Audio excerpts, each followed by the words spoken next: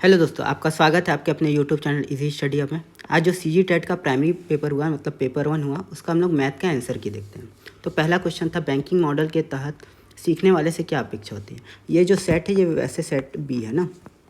तो ये पहला ऑप्शन था, सहपाठियों के साथ परस्पर संयोग से काम करें, सिखाई गई विधि का एक ही तरह के अनेक प्रश्न हल करें, याद रखने की क्षमता का अधिकतम उपयोग करें, सीखने के लिए अपना रास्ता स्वयं ढूंढने का प्रयत्न करें। तो इसका सही क्या होगा, बी, सिखाई गई विधि से एक ही तरह के अनेक प्रश्न हल करें।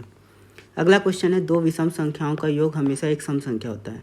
इस कथन के सत्य व असत्य होने की जांच हम कैसे करेंगे।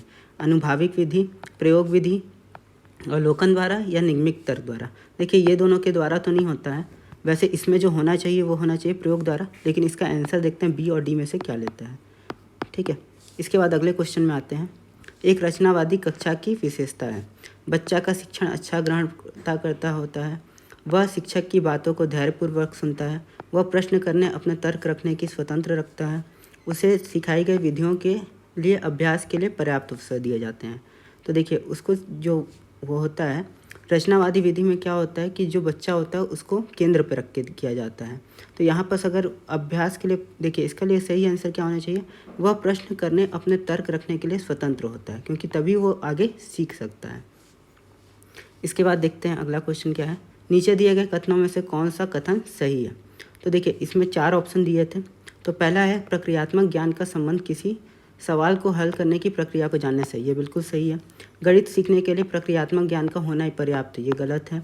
किसी अवधारणा को परिभाषित करना ही अवधारणात्मक ज्ञान है, ये भी गलत है। अवधारणात्मक ज्ञान और प्रक्रियात्मक ज्ञान किसी एक का विकास एक दूसरे के विकास में सहायक होते हैं, ये भी सही है। तो सही आंसर क्या होगा, ए और डी।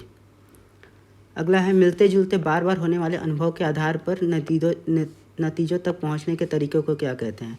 निगमित तर्क, आगमनिक तर्क, अनुभाविक तर्क या रचनावादी। तो ये होगा अनुभाविक तर्क। अगला है, जोड़ की अवधारणा सिखाते समय सिद्धांत किस क्रम में आगे बढ़ना चाहिए।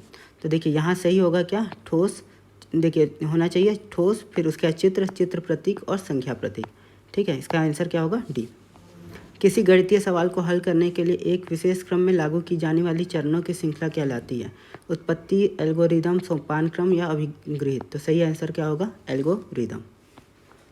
उसके बाद रचनावादी कक्षा के संदर्भ में आकलन को कैसे देखा जा सकता है।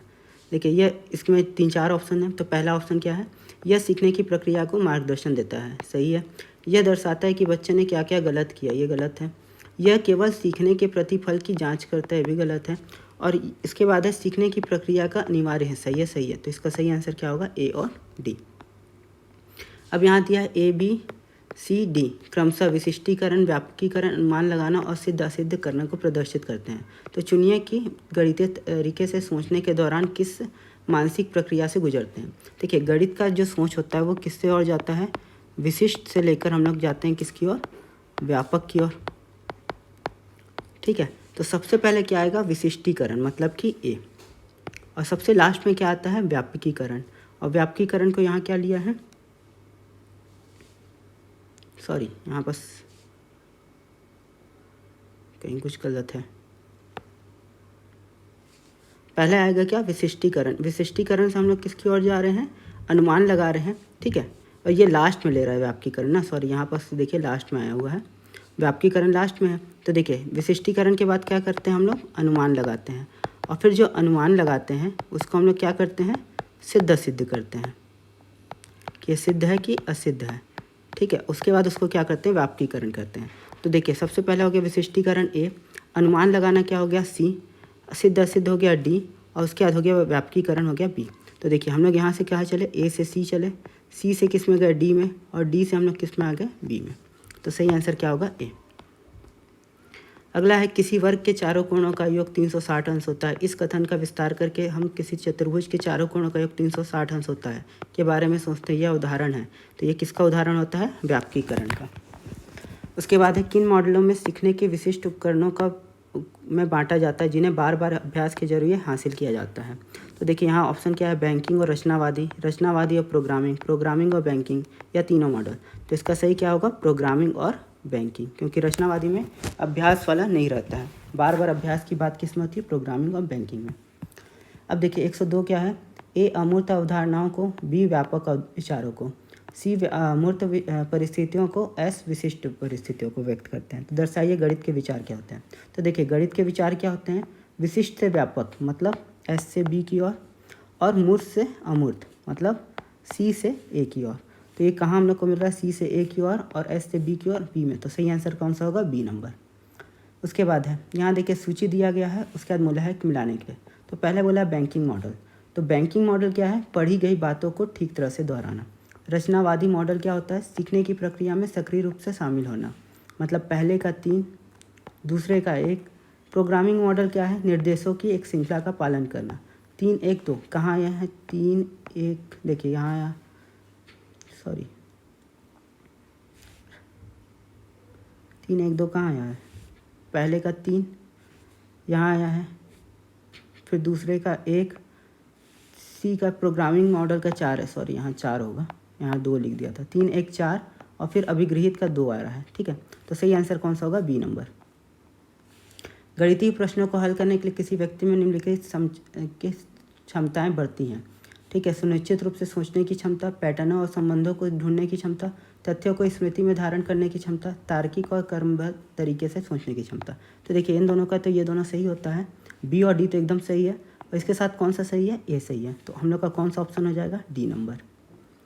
अब 106 है, 4 भिन्न दिए हुए हैं, 3 सही 1/4, 2 सही 5/8, 4 सही 3/4 तथा 5 सही 4/8 का औसत होगा।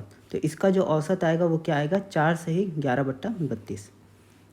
कितने वर्ष समय में 600 का साधारण ब्याज 6% वार्षिक दर से 360 हो जाएगा। तो इसका सही आंसर क्या आएगा, 10 वर्ष, ठीक है। अगर आपको इसका पूरा सॉल्यूशन चाहिए होगा तो आप लोग इसको कमेंट कर दीजिएगा। एक व्यक्ति ने 2 स्कूटी में प्रत्येक को 98,000 रुपये में बेचकर एक पर 15% का लाभ, दूसरे पर 15% की हानि उठाई। तो पूरे लेन देन में उसे कितने प्रतिशत की लाभ या हानि हुई। तो इसमें कितने परसेंट की हानि हो रही है, 2.25% की हानि होती है, ठीक। उसके बाद अगले क्वेश्चन में आते हैं। यहाँ दिया है बी घंटा 1 किलोमीटर दूरी तय करने में चाल। तो चाल बराबर क्या होता है, दूरी बट्टा समय। तो ए बट्टे में बी। तो पहला कौन सा आ जा रहा है, ये वाला, पहले का डी। बी मीटर पर सेकेंड को यहाँ आ जाएगा सी। देखिए किया किलोमीटर प्रति घंटा में। समान दूरी 1 किलोमीटर प्रति घंटा, बी किलोमीटर प्रति घंटा चाल से चलने में औसत चाल। तो औसत चाल यहाँ क्या आ रहा है, ए, ठीक है। तो यहाँ हम लोग का आंसर क्या हो गया, डी सी ए। तो डी सी ए कहाँ आ रहा है, यहाँ आ रहा है डी नंबर में। तो आंसर कौन सा होगा, डी। यदि x उसके बाद गुणा या फिर इसको कुछ भी मान लीजिए, y बराबर है x सिंबल, y बराबर x³ + y³ + 3xy x+y। तो जीरो सिंबल a सिंबल 2 बराबर कितना होगा। तो इसका आंसर क्या होगा, 27। अब यहाँ पूछा है कि 2 संख्याएं a और b हैं, एचसीएफ और एलसीएम के बीच संबंध है। तो एचसीएफ और एलसीएम के बीच क्या संबंध होता है, एचसीएफ और एलसीएम का गुणनफल उन दोनों संख्याओं के गुणनफल के बराबर होता है। अब अगला है 0.72 को परसेंटेज में व्यक्त कीजिए। तो 0.72 को हम लोग क्या लिख सकते हैं, 72/100, या फिर इसको हम लोग क्या लिख सकते हैं, 72%। 1 हेक्टोलीटर में क्या होता है। तो देखिए 1 हेक्टोलीटर बराबर 10,000 सेंटीलीटर, ये बिल्कुल सही होता है, ठीक है। उसके बाद क्या बोला है आपको कि 1 हेक्टोलीटर बराबर 100 घन सेंटीमीटर, ये भी बिल्कुल सही है। और ये दोनों जो गलत हैं, मतलब 1000 घन सेंटीमीटर और 10 का 8 घन मिलीमीटर। तो आपका सही आंसर कौन सा होगा, ए नंबर, ए और बी। टाइम कैलकुलेटर से दिनों, घंटों और मिनटों को और सेकेंडों को योग करने के लिए कौन से चरण व्यवस्थित होंगे। तो देखिए हम लोग पहले क्या करेंगे कि ये वाला जो इसमें है, देखिए 4 चरण दिए हुए हैं, 1 2 3 4। तो हम लोग सबसे पहले क्या करते हैं, डी एच एम और एस को कैलकुलेटर में प्रविष्ट करेंगे, ठीक है। पहला चरण ये हुआ। फिर उसमें क्या करेंगे, कैलकुलेट का फलन। उसके बाद क्या करेंगे कि उसमें देखिए 2 जगह को टाइम देना है, तो हम लोग दूसरे में क्या करेंगे, कैलकुलेट के लिए ऐड करते हैं। जैसे पहले क्या होता है, 2 और 3 को जोड़ना है, 2 + 3 करना है। तो हम लोग सबसे पहले कैलकुलेटर में क्या प्रविष्ट करते हैं, 2। उसके बाद हम लोग क्या लगाते हैं, ऐड लगाते हैं। उसके बाद हम लोग क्या करते हैं, 3 को जोड़ते हैं, मतलब जो दूसरी संख्या है, मतलब ये वाली संख्या। तो तीसरा चरण हो गया कि इसको फिर से जोड़ेंगे, और उसके बाद हम लोग कैलकुलेट का फलन दबा देंगे। मतलब आपका सही क्रम क्या होगा, DABC। तो ये आपको कौन सा सही आ रहा है, DABC, सी नंबर। यहाँ दिया है ABC का रेशियो, यहाँ दिया है A/B, B/C और C/A का रेशियो किसके बराबर होगा। तो इसका जो सही वैल्यू आएगा वो आ रहा है आपका ए नंबर वाला, ठीक है, क्योंकि इसका आता है ये, ठीक, इसका आता है ये, इसका ये और इसका ये, ठीक। इसका सॉल्यूशन चाहिए होगा तो बताइएगा कमेंट में, तुरंत इसका सॉल्यूशन भी बता दूंगा। अभिकथन, P किसी काम को 10 दिनों में पूरा करता है जबकि Q उसी काम को 5 दिनों में पूरा करता है। दोनों को समान मजदूरी दिया जाता है। कारण, Q को आसान काम दिया गया। देखिए, अगर दोनों उसी काम को कर रहे हैं, अगर दोनों वही काम कर रहे हैं तो Q को आसान काम कैसे दिया जाएगा? तो इसलिए अभिकथन एक सत्य होगा, परंतु कारण जो होगा वह असत्य होगा। फिर यहाँ भुजा A और B, एक विकर्ण 2D1 वाले समचतुर्भुज का क्षेत्रफल ज्ञात करने के लिए निम्न चरणों को व्यवस्थित क्रम में कीजिए। ठीक है, यहाँ पूछा है चरण को व्यवस्थित कीजिए। तो इसका सबसे पहले क्या होगा कि हम लोग को पहले दूसरा विकर्ण निकालना होगा। तो हम लोग सबसे पहले क्या निकालेंगे? दूसरा विकर्ण निकालेंगे। ठीक, तो दूसरे विकर्ण को निकालने के बाद हम लोग क्या कर लेंगे? दूसरे विकर्ण निकालने के बाद हम लोग क्या करेंगे? उसमें क्या लिखेंगे? क्षेत्रफल का फॉर्मूला लिखेंगे। और क्षेत्रफल के फॉर्मूला में क्या करेंगे? D1 और D2 के वैल्यू को पुट करेंगे। तो तीसरा चरण हुआ। और जब D1 D2 का हो गया तो उसके बाद हम लोग इस चरण को क्या करेंगे? गुणनफल करके गणना कर लेंगे। तो आपका सही आंसर हो जाएगा D। उसके बाद अगला क्वेश्चन है, एक घनाभ का आयतन ज्ञात करने के लिए निम्न चरणों को व्यवस्थित कीजिए। अब घनाभ का आयतन ज्ञात करना है। ठीक, तो देखिए सबसे पहले हम लोग क्या करेंगे? अगर घनाभ का आयतन ज्ञात करना है तो सबसे पहले हम लोग क्या करेंगे? घनाभ की लंबाई, चौड़ाई और ऊंचाई को ज्ञात करेंगे। ठीक, और जब ये लंबाई, चौड़ाई और ऊंचाई को ज्ञात कर लेंगे तब ना हम लोग इसको क्या करेंगे? LBH का मान यहाँ पर देखिए, सबसे पहले क्या हुआ? C, तो C के बाद क्या आ रहा है? LBH का हम लोग मान रखेंगे। ठीक, कि जो मान हो गया कहाँ रखेंगे? LBH नहीं, यहाँ पर C गलत हो जा रहा है, सॉरी। सबसे पहले हम लोग क्या ज्ञात करना है? सॉरी, तो ये वाला आपका होता नहीं। तो इसका सही आंसर क्या होता कि सबसे पहले हम लोग L into B into H ज्ञात करते हैं।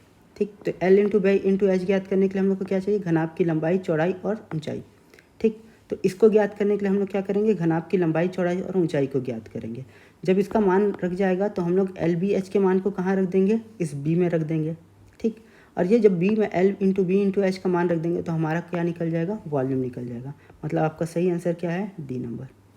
ठीक, उसके बाद अगले में आते हैं 0.0001000। इसका सही आंसर क्या है? देखिए, इसका जो सही आंसर है ये देखिए 0.01 भी है, 0.010 भी है और 0.0100 भी है। मतलब ABCD। तो C आंसर आपका सही होगा। यदि भिन्नों 0.75, 3/5, 7/25 और 1.5 को अवरोही क्रम में लिखें तो शुरू से तीसरी भिन्न कौन सी होगी? तो सबसे बड़ी भिन्न कौन सी होगी? 1.57। ठीक है, उसके बाद हम लोग को लिख कौन सी आएगी? तो हमारे पास आएगी 0.75। उसके आगे बाद आएगी क्या? 3/5। उसके बाद आएगा क्या? 7/25। तो शुरू से तीसरे नंबर पे क्या आ रहा है? 3/5। तो आपका आंसर क्या होगा? A।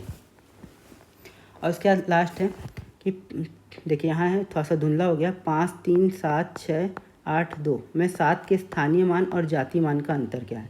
तो स्थानीय मान का अंतर क्या? स्थानीय मान हो गया 7000, जाति मान हो गया 7। तो इसको आप घटाएंगे तो कितना आएगा? 6, 9, 9, 3, मतलब कि C। और C यहाँ क्या है? केवल 1, मतलब ऑप्शन नंबर A पे। तो इस तरीके से आपके 30 क्वेश्चन थे जो कि आपके CG टेट में अभी पहले पेपर में पूछे गए। आपके इसमें से कितने सही बने हैं उसको कमेंट में ज़रूर बताइएगा। Thank you.